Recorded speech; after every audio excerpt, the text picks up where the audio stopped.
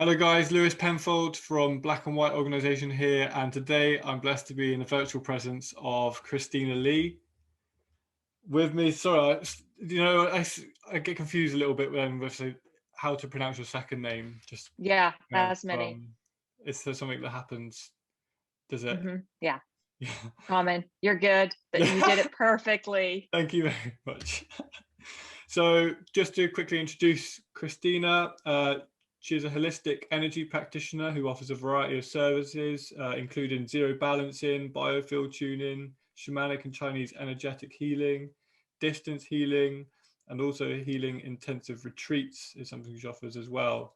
Her website is called opentotruefreedom.com, where you can find more information regarding her services, her media, newsletter, podcasts, quite a lot of rich content, and the website is very warm and welcoming, and it's very nicely laid out, and it's really nice, to be honest.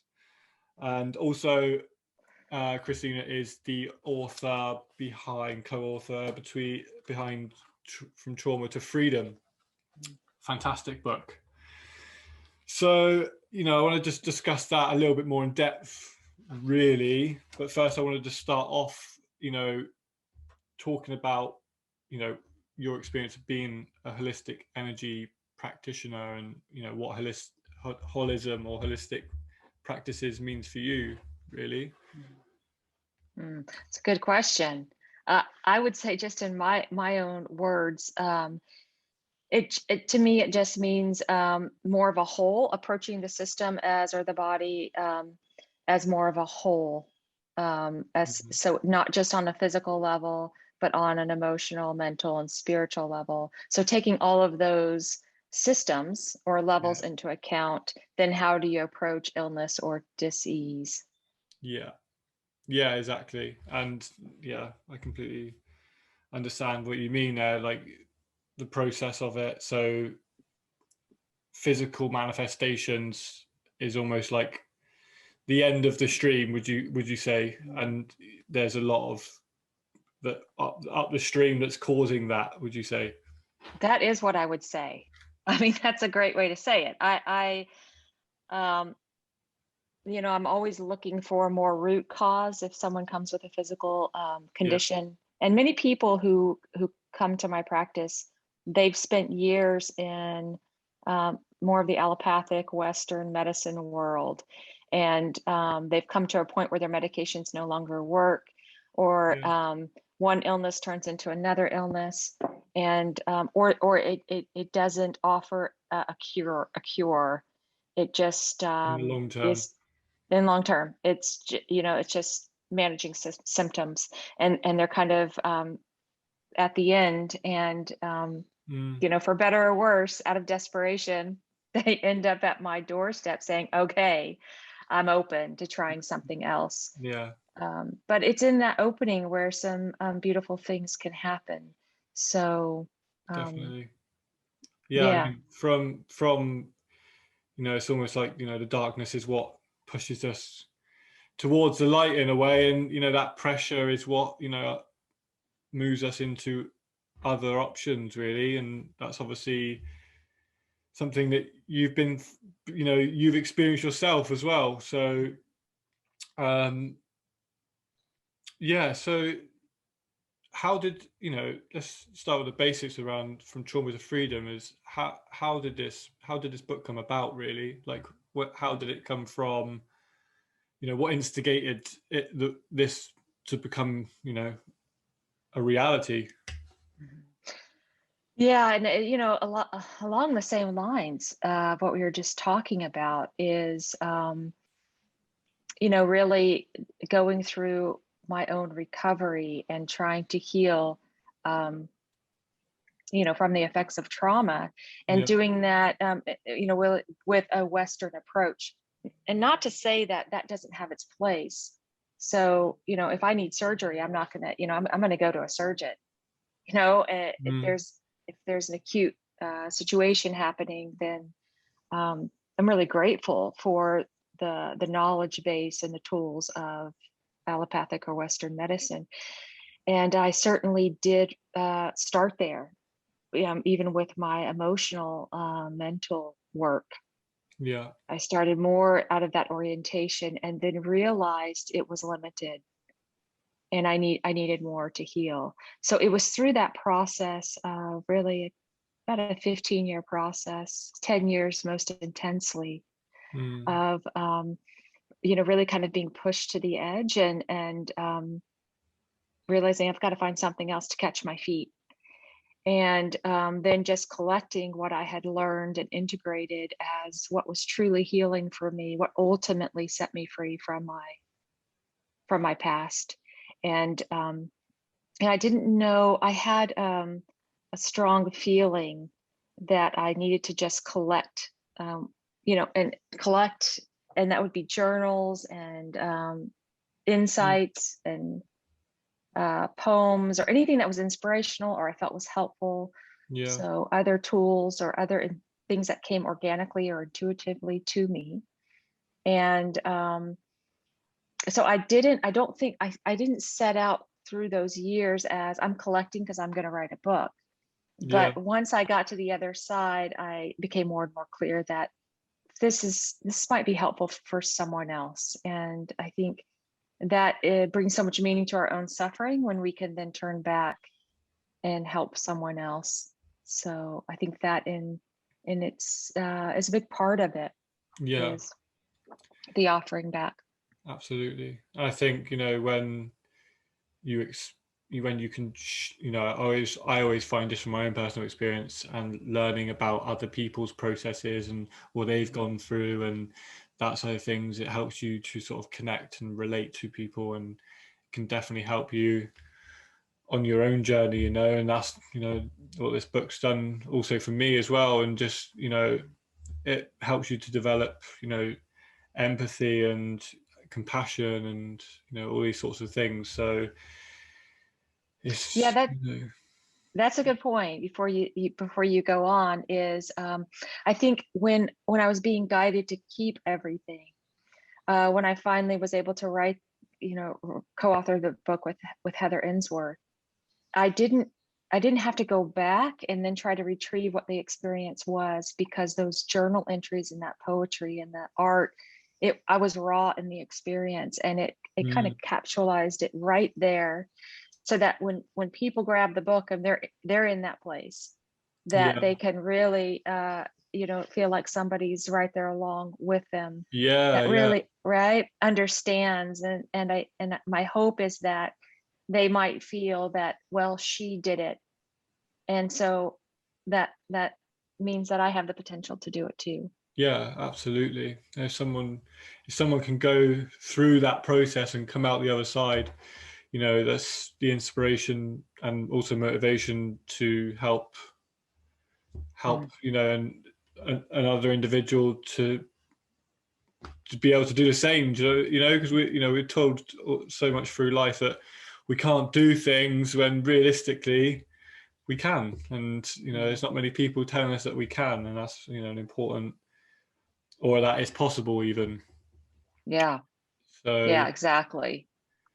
Yes, and that's, a lot of people, because that's what I think the holistic side opens people up to, really, is that, I just see, this is even going back from my own understanding, how, before I was opened up to any of this sort of trauma work and looking into, well, just the healing process, of being in the healing process, is that we can feel like we're fixed people, and we are the way we are, and that's all it is. And I've even seen that, experienced that with people, and it's a limited way of thinking, really, but inevitably it all stems back to trauma and how that molds, from childhood, and how that affects us then throughout our entire life.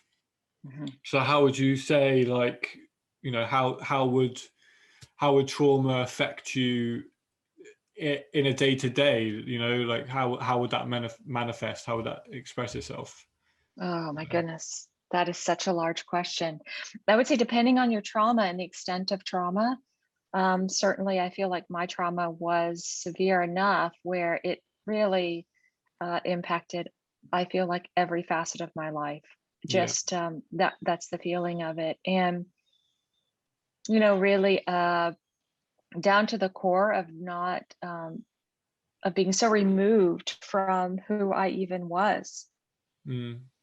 knowing myself as my own individual, authentic self. Yeah. And I think that's a trauma or a wound that happens to many, many people. I don't even think your past has to be that traumatic for that to happen.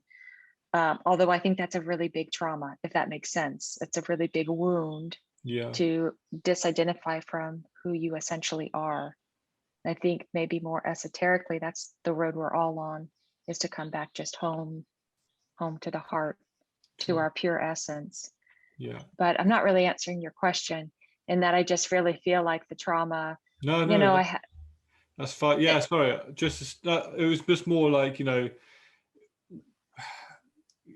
was, well, you did answer it really, because it affects our relationships, and yeah, like you said, all aspects of our life really. So, like you said, like yeah, we're living in that sort of shrouded blur of a reality that we think is living, and it's just, well, it's hindering us in every aspect, isn't it? I can relate to yeah, you there and what you're saying. So um yeah, sort of trying to step out of that really, and coming into yeah, wholeness, yeah, coming into wholeness, so the wholeness of who we are. But that, and it, it's very complex. So I mean, these are kind of, we're speaking in general terms, but it, you made a good point. It really affects our relationships, because we're wounded in relationships. We tend to play out those wounds within relationship. Yeah. So it affects our relationships. It affects how we parent. It affects our sexuality. It can affect, for me, I had a lot of learning disability. I still do, because because of the way trauma affects a developing brain of a child. Mm. So it, yeah, again, just they're speaking more specifically, but yes, I feel like, it affected my relationship with God. Yeah. Yeah, so I And think how, large and small. yeah, and how, so just to add on there, like, you know your relationship with God, and you know being able to surrender yourself to something greater than yourself, really, like a healing energy. People are aware of it as the healing power of nature, or Mhm. it's different terms that people use, and it's all connected with spirituality and that side of things, really. And would you say it was necessary then, in your process, uh, to to to surrender to something greater than yourself, although that's not in a way to think about like taking not to take power away from yourself, but in a Right. way it's almost like empowering yourself at the same time. Does that make sense? It's a bit of a It paradox, does. really. Yeah, it does. I think it's surrendering to what you feel you can't, you know, you either don't have control over, Yeah. or surrendering to something you feel is beyond your capacity.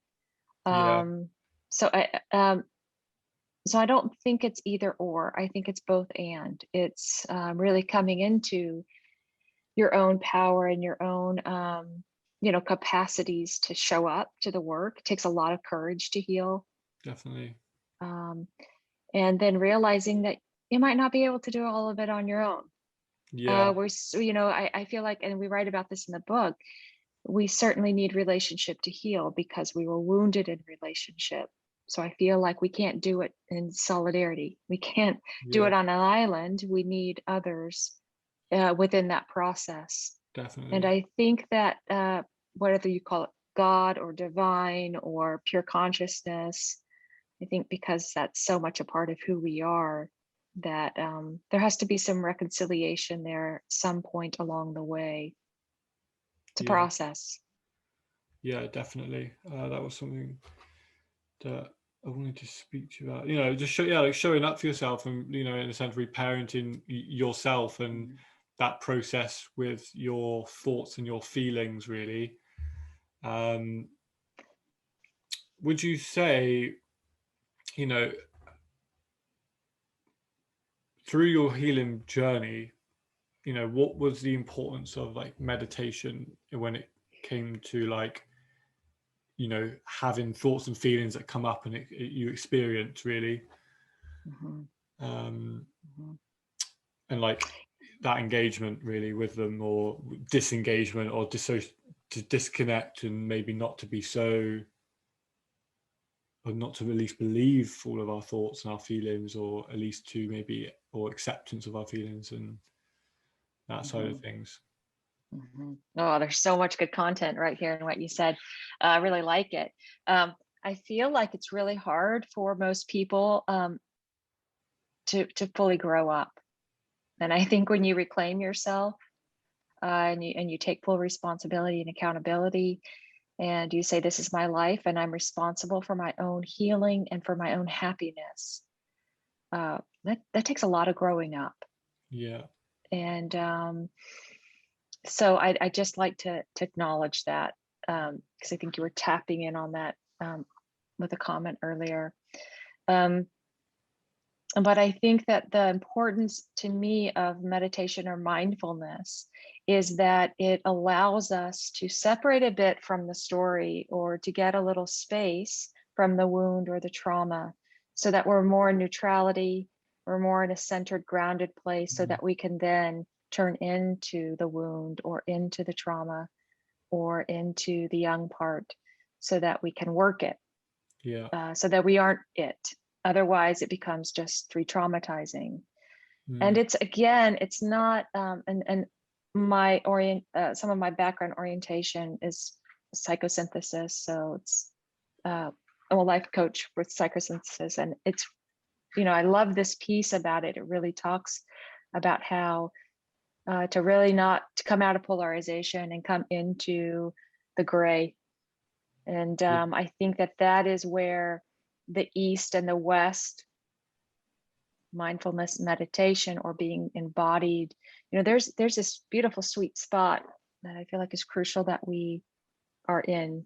In my time in India, really in Asia, and then in India, and being in ashrams and sitting with gurus, and, you know, that just meditating for days, really, you saw a lot of that split off, where people were more in transpersonal energies, where they weren't embodied. That's certainly me.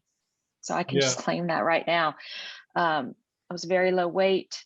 I was not concerned with the body or Maya or illusion, or, you know, I was just in those more of those other realms. And then I realized at some point that I actually needed to be embodied. I needed to, you know, and so to me, it's how do you be in your, you know, in your emotion and what you're experiencing, and in the form. And how do you be in life and let that move through you, so you don't clench down on that as your full reality, but how do you not be in just transpersonal and just meditating and, you know, kind of disconnected at you know, and so how do you merge the two? And so I think, does that make sense? Yeah, no, definitely. And, you know, in a way, almost like sometimes, which is something I've done as well from just experience of meditation, is like, in a way, you can just go into this sort of state of bliss and, like you said, dissociation. And in a sense, it's almost like a form of escapism itself, if it's something that you would get addicted to, or Totally. not, you know, or attached to at least. So attached, in a way, it's kind of like defeating the object in a way of like what you're actually trying to achieve. But yeah, like I completely understand what you're saying, is where like we need to integrate that, you know, the East and the West, really. From my perception of like how I see it, is almost like, you know, in the East there's more physical laziness as opposed to psychological, and then in the West there's a lot more like laziness in the psychological as opposed to into the physical. Did I say that right then? The opposites like that. So like, you know, that balance of the two is definitely needed. You know, being in self-reflection and self-observation, and that balance really of applying in our life and also having that time to ourselves to reflect, isn't it? And like, you know, what you were saying earlier as well about, you know, at the end of the day, we are dependent on other people, and at the same time we need to be also interdependent with ourselves as well. Would you say is that balance really, isn't it? Because it can Yeah. be, go on, sorry. No, that's perfect. I found the same thing, that in the West, we're so attached to the story. We're so attached to, you know, our past. And I think there's, you know, there's a process for that. And so, but in the East, it's more, you know, how do we transcend that? So you know, and again, we're speaking in general terms, but I would say it's the merging of the two, which is essential. And yeah, because life is about relationship, and, you know, kind of what you're speaking of. So how do we be in right relationship with ourselves first? Yeah. How do we not, you know, bypass, and how do we you know, yeah, how do we stop disassociating and be in the real and the now, and yeah, allow things to melt, the feelings to come, the Yeah, grief process to happen, so that we can move beyond it. definitely. Grief and mourning, and you know, these things are very difficult things to process, Yeah. you know, Yeah. definitely. And they do take a lot of time, and it's definitely, I'd say, more in like an emotional realm as opposed to like mental realm. I know they're connected and it affects, but yeah, definitely. That's Yeah, it's very challenging. It's a very mhm. challenging work. Yeah, and it's not yeah, exactly. You know, this isn't something that's easy to do, is it? When, you know, to even one acknowledge the fact that, you know, you are damaged and you are hurt in and you've been fractured, you know, because that's what these traumatic experiences do, is they like shatter us into those millions of pieces really. And it's all Yeah. like you said about with wholeness and sort of coming back into that wholeness and Yeah. discovering I yourself mean, again. yeah, discovering yourself again. That's really important. That's a really important piece. And to me, wholeness, being in wholeness, is holding the wholeness of who you are. So it is the transpersonal. It is, Mm, what is the pure consciousness running through me, yeah, and what is the personal. So on that personal level, it's gathering back in, yeah, it's reclaiming the lost parts. It's yeah, just shamanically speaking. And then it's, you know, yeah, holding the feelings, you know, mm, the anger, the rage, the self-loathing, all of it. And yeah, as we reclaim, then we can disclaim, then we can let go. yeah. And so like you said, reclaiming parts of yourselves, and that process really, isn't it, of like how those bits we've picked up along the way from those fractured states of being, Mhm. um, and the process of like how those have to sort of fall away as we're sort, you know, it's always like an ongoing process, isn't it, Yeah. of the old and the new in a way. Yeah. And from your book as well, like, you know, and from, you know, being in wholeness, as you said, it, you know, you don't have to be completely healed to be Mhm. whole. So can you just Wow. explain that, please? That's such a great concept. But I find it so true. It's like we, you know, people are sometimes, and I did too, is like waiting for this finish line. Like, when is my healing going to be over? You know, when is the suffering going to be done? And you know, I think as long as we're on the earth plane, we're going to experience pain. Yeah, We're going to experience loss. I mean, yeah, look at the planet over the last year. definitely. So I think it is how conscious are you, and how consciously are you working your process, Yeah, because that's freedom. definitely. Then we experience the pain, and we move through the pain. Yeah. But when we're not conscious, you know, they're not working anything, then it just becomes suffering, and we're just suffering our own suffering. Yeah. That's just, they say, isn't it, like pain is inevitable, suffering is a choice, so to speak, Yeah. isn't it? So, Yeah. but, you know, like you said there, it's about becoming aware, you know, and it might not seem like it, but becoming aware of the fact that we are sort of creating our own suffering, by no means of our own, because we've been through experiences that have caused us to just be in this way, and almost like the survival and, you know, just coping, you know, rather than labeling ourselves with different disorders and stuff like that. Ultimately, it's, you know, trauma responses and coping mechanisms, really, and the subconscious programming that we are going through and experiencing, you know. And like you said there about becoming more conscious of, is that's what really becoming conscious of, would you say? And Yeah. so if you feel that, but you then, you know, because you sort of developing your emotional intelligence in a sense, really, isn't it? And becoming aware of that and feeling it, but then choosing not to maybe engage with it, accept it as there, and move in a different way, basically. Is it that right Yeah. to say? Yeah. I mean, we really have to, you know, as children, we cope, and we have the, you know, the, we kind of work things out in the mind. We're, as children, you know, Yeah. we're trying to figure things out, and then that gets ingrained like in a childlike capacity with our beliefs about ourselves and our thinking about ourselves and the world. But those, especially if the trauma is repeated, or, you know, there's longstanding neglect, something like that, then that's kind of hard grooved. The groove becomes pretty deep and Yeah. entrenched. So that pattern's pretty strong. Yeah.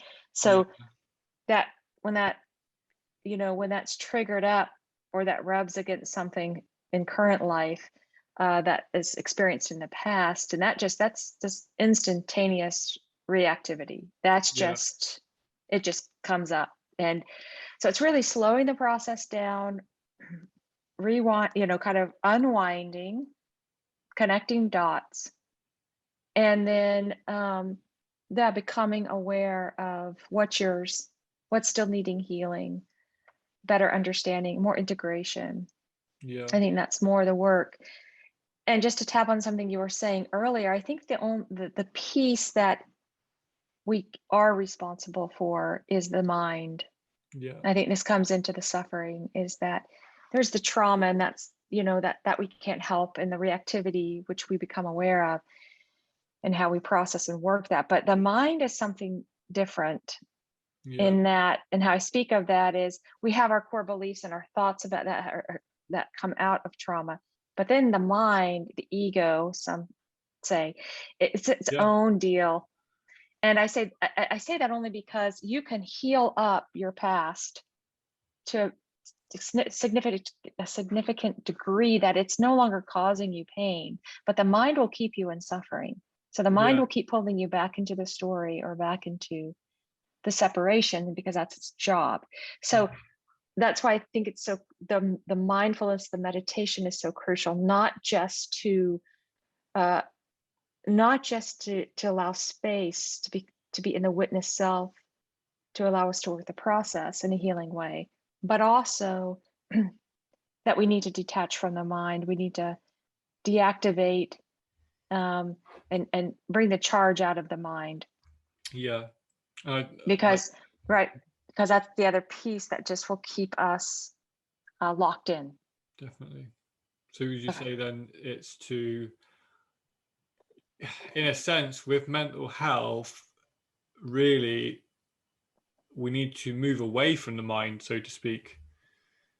So we need to really make, like you say, not to be engaged with it so much and believe everything that it's saying, and, you know, all the thoughts that come up. And, you know, just from my own experience, that, you know, I do have thoughts where I'm being judgmental, or you know, I'm criticizing, or I'm doing certain things, but I'm doing it in the mind. And a lot of the times, you know, that can really, you know, can bother me. And I, you know, just from my own experience, I'm like, oh my God, is that how I am? And, you know, is this really the way I'm being, or, you know, anything like that? And, but then it's like, you know, it's not to believe what that is. It's obviously trauma based, but, you know, that's sort of affecting the mind, isn't it? In a sense, Okay. or, Yeah. This is complex, I would say, because it's not to me necessarily moving away from the mind. You know, I think it's a process in awareness mm-hmm. and coming into more consciousness about your own mind, your own thought processes, what's coming out of trauma, what's not. So for instance, what I really work with clients on is, let's say, the judgmental piece. My God, I've just, you know, really judged this person. I have this judgmental thought that keeps coming up. Yeah. So what I would say is, first, try to identify where the thought's coming from. Is that coming from a part of you that you want to, without it getting too complex, I would say work with that. Try to find out if that is a part of you. Yeah. You know, maybe that is projecting onto something else that mm-hmm. needs to be brought in. Yeah. You know, so let's say your judgment is about somebody's weight, mm-hmm. right? So is there a judgment about your own weight, or is it a judgment about another aspect of you that's just being projected out? So Yeah. does that thought, or does that part need to be pulled in and loved and healed and worked? But then there comes a time in that process where you realize this is perseveration, because I've worked this, it keeps looping itself around. Can also do that with wounds. Someone's hurt you, you've worked through it enough, the anger, the loss, the sadness, you've worked through a process. Yeah. But is that anger and rage still being activated by a thought about that person? And that's when it's helpful to bring in more, you know, maybe some more shamanic work or energy work, or ways to release it, get out of the mind, meditation, you know, and just say, this is an old tape and I'm not going to play this tape anymore. Yeah. So that's when you disidentify with the mind. But I would say just making sure you don't do that too quickly. Yeah. So that's sort of like, that was good. I love the way you put that then, to be honest with you. Yeah, so that's what I'm saying, like, not to just say, like, if I'm having a judgmental thoughts, which how you said it there is almost like the parts we don't want to accept within ourselves, we do project onto others in some way or shape or form, isn't it? Yeah, I mean, it's often when we're really critical of other people, it's because we're very critical of ourselves. Yeah, definitely. So it's you know, yeah, it's just being thorough in a process, I would say. Yeah. And so can I talk a little bit about the like the shamanic work, really, and Chinese energetic healing? Can I talk a little bit about that? And would you say this part influences ARC model? I don't know that it influences the ARC model, Yeah. but I would say it definitely comes into play as far as hitting the healing on other levels. Yeah. Yeah. So, you know, however you want to move into the healing of spiritual woundedness, of the mental, emotional. So, you know, in many modalities, certainly Chinese energy medicine, it's, you know, we have the spiritual layer that's about 6 feet out, and then about 3 feet out is our mental, emotional, and then our body. Yeah. So it's how do we reach those? How do we work those wounds in those layers? Yeah. And there's so many different energy modalities that can be used there.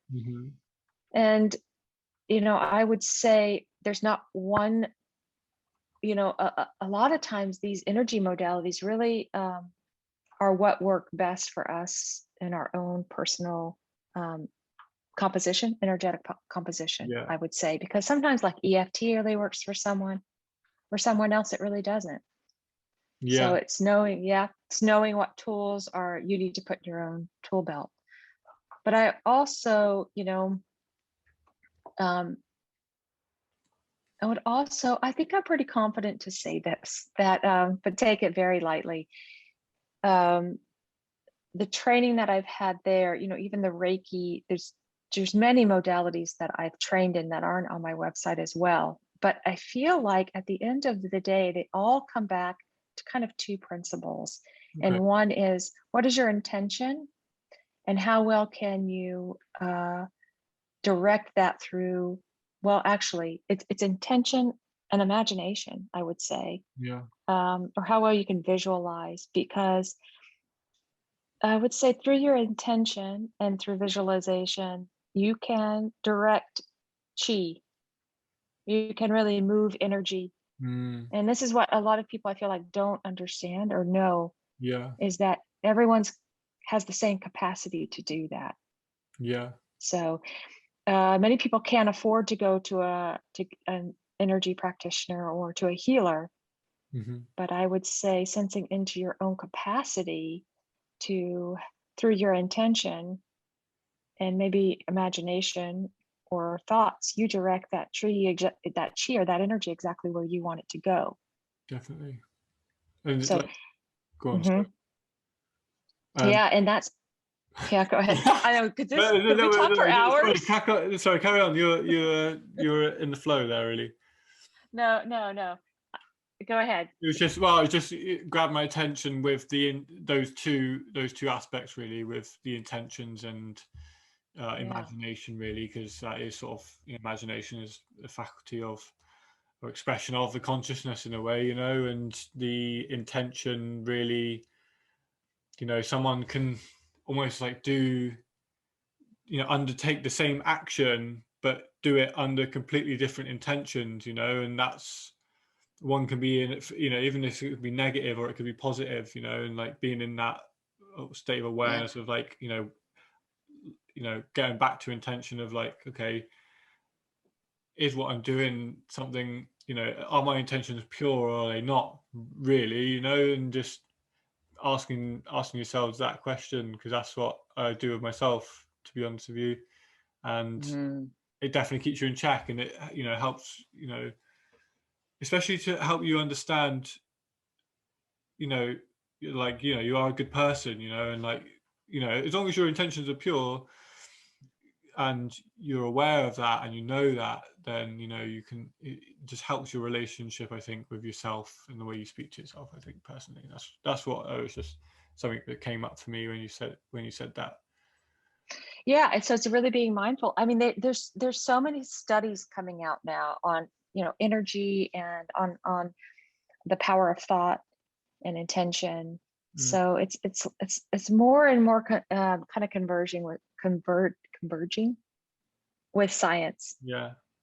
And so yeah, I like that. They, there've been a lot of studies done on how intention or thought can affect the crystallized structure of water. Yeah. And so if you think, right, and plants and and how you put plants in with music, or plants alone in a dark closet or whatever, maybe not dark, but isolated. And then what happens to growth. So, I mean, I know as a child they were doing those things, but if we think of that as, kind of being literal, then what can our own thoughts about ourselves, what is the impact? Yeah. Yeah. And then if we can change our thought and then actually direct that thought, then what is the potential there to heal? So, I, coming out of living in very poor countries where, there wasn't a lot of access to, more traditional, let's say, ways of healing. Yeah. They were still, depending on where they were. In the cities, not so much, but still in the provinces, they were very tuned in to working, with herbs and working in the ways that they knew, and had been, I guess, knowledge passed down of sorts. Plant medicines and. Yeah, I think as our nature, we are tuned in this way. It's just that we have been, taught differently. That healing is outside of ourselves. That we don't don't have the capacity to do it. Now that's not to say that we don't need others. Sometimes it is crucial, like we were speaking of earlier, not just in relationship, but sometimes the wound is too sharp, or it needs an outside observer to hold, or to bring, or absolutely, so that you can just receive. Yeah. So it's but I think we ultimately have so much more power than we give ourselves credit for. Definitely. And that, so like talking about that journey of like, what, you try different types of healing, and be like, and sort of, I'm guessing over time you sort of found the things that resonated or worked for you, really. So how was that process and for you, of like, trying different things and actually finding what it is that helps? Yeah, I mean, that's a good question. Yeah, definitely. I feel like with the Reiki, being attuned to Reiki master, something about using that energy. I think it's the configuration of my chart, astrology chart. Actually, my moon is in something. But when I run the energies through me that way, it really exhausts me. And where other people who do Reiki, it energizes them. So I think it's finding a modality that's sustainable for you. And there's something about using, something about the modality of like using the tuning fork, because it's kind of moved through the fork and less through me. So in Chinese medicine, we learn to tone, obviously using our voice, and move the tone through the body and through the palm, through the field, through the energy field, to find the wound in the field or the disorganization in the field. Using a tuning fork like biofield tuning, it's doing the same thing, it's just using a fork. So to me, it's less exhausting. You grab a fork, tends to have the same tone, but I feel like its orientation is really Chinese energy medicine. Maybe that's actually not where she was coming from with the orientation, but it's there. So I think it's more, as a practitioner, what fits for you, what are you pulled to do? To me, it's a modality of working in the energy field because it's the most subtle layer of our energy. And then something to me, is the zero balancing, working in the bone, because it is the most dense layer. So really my approach is getting into the bone, we keep our stories in the bone.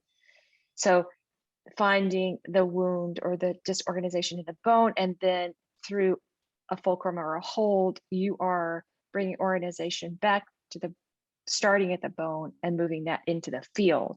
And in the biofield tuning, or a tone in the field, because you can do that through crystal bowls, there's all sorts of things you can put into the field and tone, that will move it in through the layers, actually down to a cellular level. So that's primarily why I use those two, is because I can hit both kind of, and then if that makes sense. Yes. No, I completely get what you're saying there. And like you said, it's just correlating really with what you said about, working with all levels of the human, and and that's an important part, is like, a lot of people out there, if someone's watching this and they don't know about, or not, haven't heard of anything regarding with, more subtle bodies, or, we live in a very materialistic, like physical world, and, we tend not to look past that, or at least not give importance to those non-physical aspects, really, which is, I think, personally, part of, that the issue is that, we're not taking those things into account. We're sort of looking at things from a, it just gives, I don't know, I'd say it just gives you a wider perspective, would you say, on that, that healing journey, so to speak. Yeah, and not just a wider perspective, but a lot of more ways to work the trauma. Yeah, because when you have those imprints, I mean, what trauma really does is, we're energy beings. We're just energy. Yeah. So it's so, and so we have frequencies, you know, and these frequencies run through us and run through our fields, and very beautiful, harmonious, congruent waves.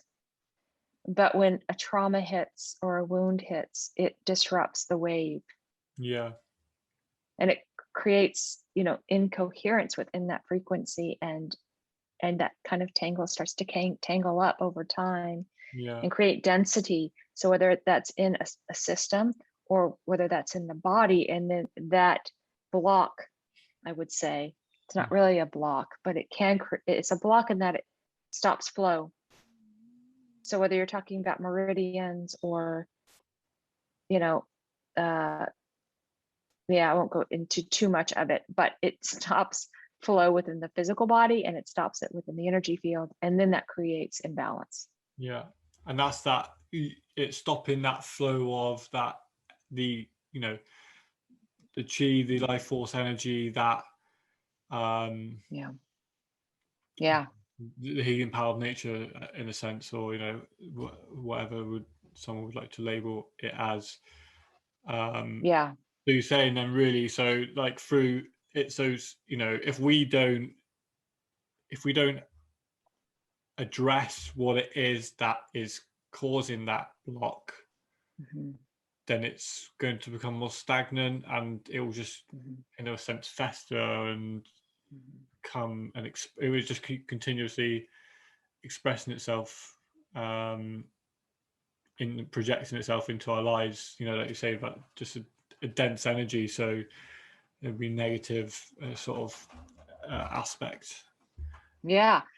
That's my experience, is that, you know, if a wound hits in childhood, or, you know, kind of, it creates these imprints, shamanically speaking, it creates these imprints. And over time they get heavier. And so they start to move down from these, because the imprint usually first starts in a spiritual, mental, emotional level. Yeah. And then those, you know, then they start to get heavier and heavier, and then come into the body. Okay. And so you know, I feel like the body, I was just talking with a client this morning, I feel like the body has obviously an intelligence, but it's all it's really working for us. So the disease or the illness or the imbalance is really trying to tell us something. And because it, you know, that saying, we're spiritual beings, you know, having a human, is it spiritual beings having a human experience, something Yeah. like that? Yeah. Yeah. Yeah. So if kind of we hold that belief or not, I do, is that we're Yeah. here to really, yeah. Yeah.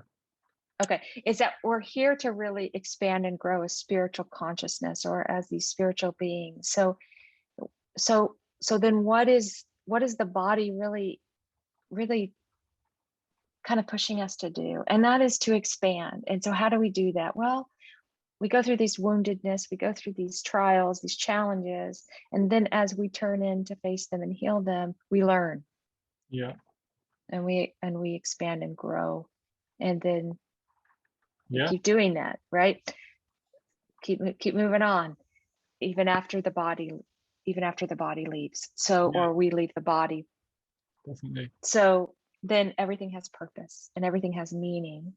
Yeah. And you know, that's something that actually massively helped me on along my journey as well, is like that sort of realization, or, you know, look at, you know, I went through I just reached a breakdown point, and I had to search for something, you know, that was going to help me. And so I went to walk down the Buddhist, started attending at the Buddhist center. That's where I got opened up to, you know, different sort of ways of looking at reality, really. And that's sort of how it went. And, you know, on my journey, and like learning about, you know, past and future lives, and that, you know, understanding that we are more than just a physical body, holds a massive part and like key into, you know, just like you're saying, expanding and growing and learning more, you know. And there's you know, the perception of it is like this, you know, planet is like a school in a way, but for our soul, isn't it? And you know, Yeah. the whole thing is the learning curve, really. And, Yeah. yeah, just how it,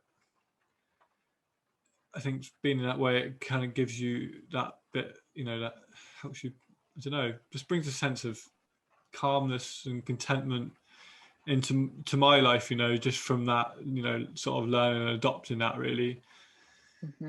Yeah. Yeah, so Yeah, I agree. Those deep states of meditation, I mean, you really can hit some places where you're come back and you're like, oh, this is not all that's here. yeah, Through these five senses, there's more than this. yeah, exactly. And I think, Go on, sorry. no, I was just going to say, I think most people in their lives, somewhere along the way, have at least once experienced that feeling, or that it, or actually had an experience where they also come to that. They also realize there is much more than we can just perceive. But I think for human nature, it's very scary to perhaps go there. So they kind of ignore, like you were saying, just ignore that little, yeah. Yeah, definitely. No, I completely agree. And almost like as well, it's an important part, which, you know, like you were saying there about how, you know, with intentions in your imagination and how you can direct your thoughts and basically create your reality and stuff like that. So, you know, how belief comes into that matter as well. And, you know, I think the saying of, obviously, you know, seeing is believing. I think it's the inverted way of seeing it, and almost like the other way around of like believing is seeing in a way. And so if you know, if you believe, you know, so if there's something that resonates and something that you believe, even if everyone else believes differently, you know, you, if you believe it, you're the only one, you're the one who's going to see it, basically. And yeah, it's just when I discovered that and like seeing that, it just helped really with learning about, like, you know, how we do create our own reality, and how, you know, like you're saying about that sort of bridge between spirituality and science as well, with quantum entanglement and quantum physics and that side of things. It does, you know, make you wonder really of, like, you know, we live on a planet and it's 7.8 billion people on there or something like that, and you know, 7.8 billion different planets, because we all having projecting our own perception of that, you know. I'm not really sure where I was going with that. I was just sort of expressing really with that. Yeah, and yet we are still you know, we are still one. Yeah, so exactly. it's we are in our own realities, and we are one. So yeah, and I think yeah, I mean, this conversation, it's like your t-shirt. I think it's kind of looks like the yin and the yang are holding both. Yeah, a balance. And, or are you connecting more with the darkness, or are you connecting more with the light, you know? And like, sort of multiple sort of ways to look at things, like, you know, perception there. Yeah, and so how do we hold the dark and the light within us? Yeah. And in the external, if you want to say it like that, how do we hold the density and the lightness? Maybe that's another way to say it. But definitely. We're definitely moving more and more, it feels like, in polarity, but on the planet. But how do we respond to that polarity? And so, you know, if we haven't done enough work, then we just project our own polarity out. But if we have done enough work, then we can hold ourselves with wholeness. We can be this and we can be that, and we can just hold it and come back to the truth. Yeah. Just come back to the Sorry. Come back. No. There's so much to say. No, yeah, we could just, sorry, the wholeness part there it just shouted to me really about, you know, like you're saying, like holding that darkness and the light, really. It's the only way I feel like we're going to be able to move forward is get out of the fight. So yes, there is, a lot of darkness. I would say evil. I'm just going to name it because that's what it's that's certainly my history. So as we see this escalate, we see the light or light workers or those who are for the good, and we see this tension growing.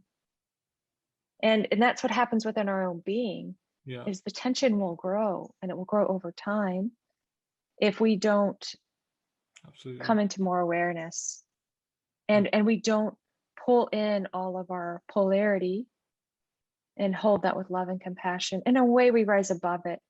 We create something completely new.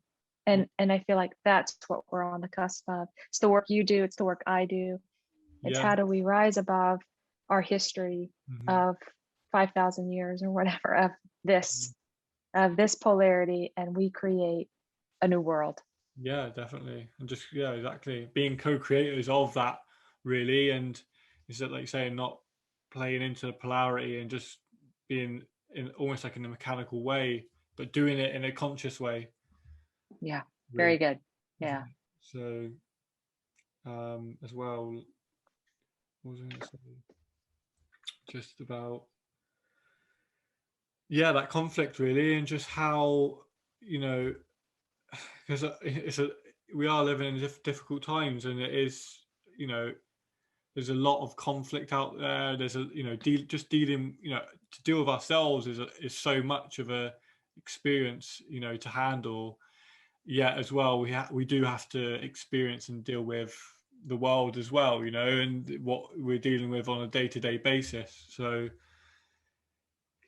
but like you said before, is like how realistically it does need to start with you and your relationship with you, doesn't it? So that you can better show up in the world. Yeah, and that really is the reason. I think bottom line is we wrote the book is that's it. You really nailed it. Is that if we don't do our own work and come into our own conscious awareness and our own healing process, then we lack the capacity to stop projecting and stop, and we can't go beyond the reactivity, and that we can't go beyond ourselves and our own limited ways. And so then how do we go into community, and how do we go into saving our world and our planet? And so it starts right here, right, for each of us, and it never ends. We're on that journey. Absolutely. But I have a lot of hope. Of course, it's very important.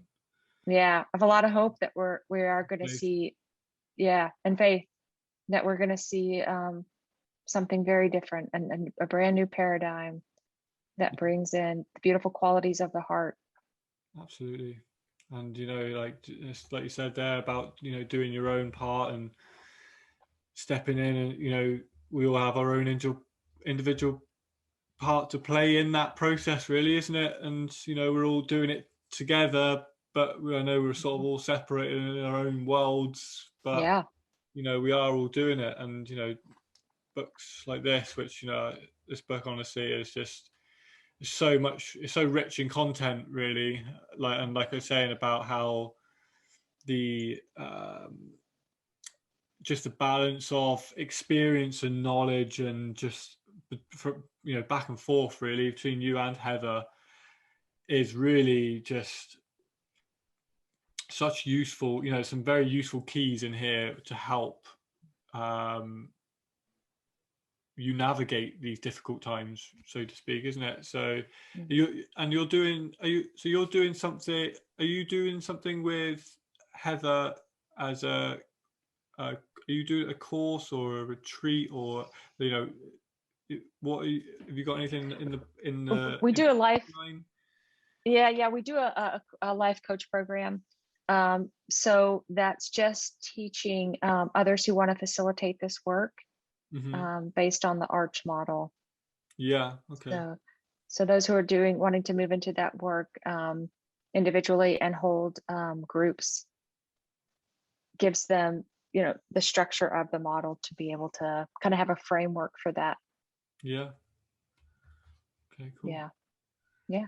And yeah, obviously for people, yeah, as well to, you know, this is why I'd like to put on my website, blackandwhiteorganization.com, is, you know, to have access to, you know, what you do and as well. And, you know, just that was the whole purpose of creating, like, called the hub page. So it's to do with,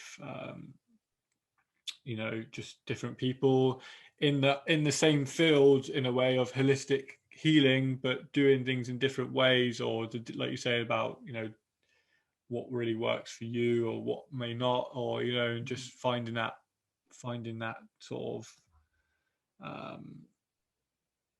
you know, finding that, you know, source for yourself, really, which is what I'm trying to, you know, doing for people who are viewing this in a way, just being of Beautiful. service to people, you know, and likewise yourself, you know, being of service to people. And I feel that is, you know, I don't think anything out there, and there is anything else that gives you that sort of sense of purpose, really. And obviously, you know, doing your own, you know, you do things, it's a paradox, isn't it, of, like, you know, you do things for yourself, but at the same time, you do it for yourself, but you're also doing it for others as well, isn't it? Because when you heal yourself, you're inevitably healing you know, you're helping everyone. Your life improves, doesn't it? So Yeah. Definitely agree with that. Yeah. So, I mean, I was going to wrap it up there. If that was something that you were right to do, I feel like that was I a am. good little note. I feel like, yes, such a rich conversation. It's wonderful to meet with a male, I would have to say, Yeah. who is yeah, I mean, it's you know, we need the masculine. We need, you know, really to come into harmony. So it's beautiful to see other men out there doing Yeah. their work Yeah. and being conscious of, yeah, their healing and their part in this. So thank you, and Thank you very thank you much. for your work, Lewis. Definitely. I appreciate it. And yeah, I appreciate your time, and, you know, everything that you've done, you know, and everything you're doing, really, you know, it all is just so vital at this time, you know. Same. And Yeah. definitely just, you know, to keep going with it and just push on, you know, because it's not easy. And, you know, It's not easy. it does require a lot of faith, it Yeah. does require a lot of hope, it does require a lot Yeah. of self-determination and effort on your own behalf, really, isn't it, to Yes. go through it all. So, you know, it's definitely something to acknowledge, both Yes, thank you. yourself And you. you too. It is a soul offering, and I feel like that's your work as well. So thank you. Thank you very much. And for those who have watched all the way through, hope you've enjoyed this. And like you said, it's been a very rich conversation, and hopefully it has the purpose of helping you along your journey. So thank you.